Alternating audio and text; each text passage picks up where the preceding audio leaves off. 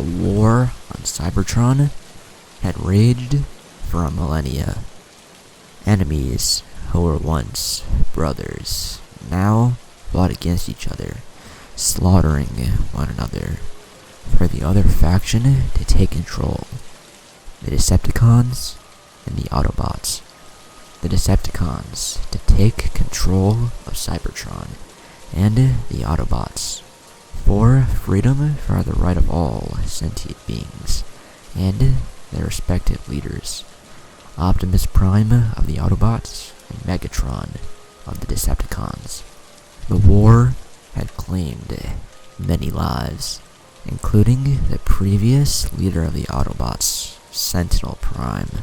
Megatron had killed him personally himself, and now Megatron couldn't wait for his chance to kill the leader of the Autobots, Optimus Prime. This next battle was going to be his chance. They were going to invade the Autobot base on Cybertron, Iacon, an Autobot city full of Autobots. And now the Decepticons were on the move. The Autobots had no idea. The Decepticons began their assault. Seekers from the sky, led by Starscream, could be seen, unleashing hellfire onto the unsuspecting Autobots. But now that the attack was going on, the Autobots had seen this and were preparing a defense. Optimus called for all troops to go to the battlefield immediately, and that they were going to end this there. Eventually, after more deaths of Autobots and some Decepticons from Autobots fighting back, Optimus Prime walked onto the battlefield, and Megatron from a distance could see the red Cybertronian truck. Megatron grinned, knowing that this was the day that the last Prime would finally be killed. Optimus took out his war axe, and Megatron took out his purple mace.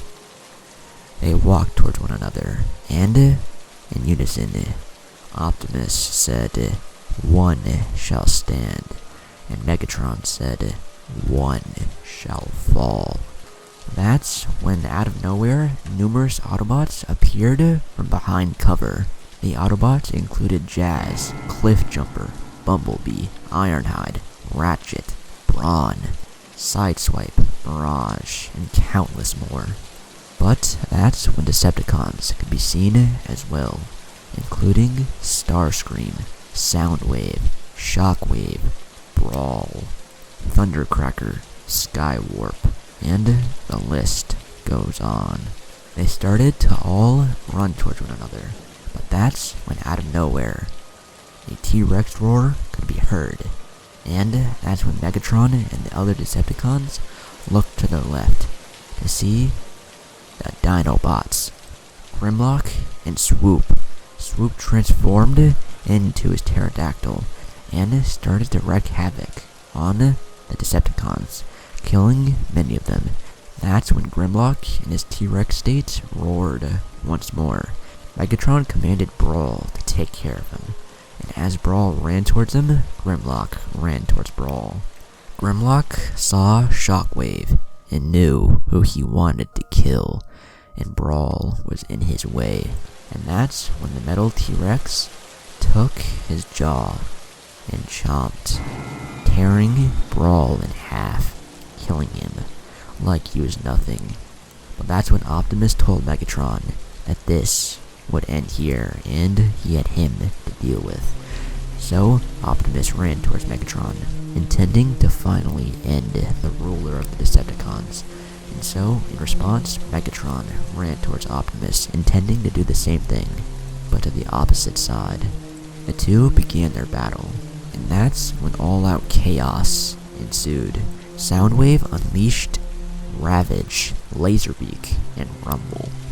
That's when Bumblebee and Cliffjumper looked at each other and realized that Soundwave had to go, along with his pets.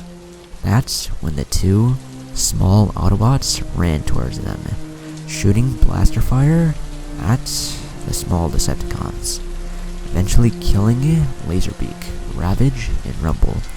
That's when a purple sword out of nowhere chopped Cliffjumper in half, killing the tiny red Autobot.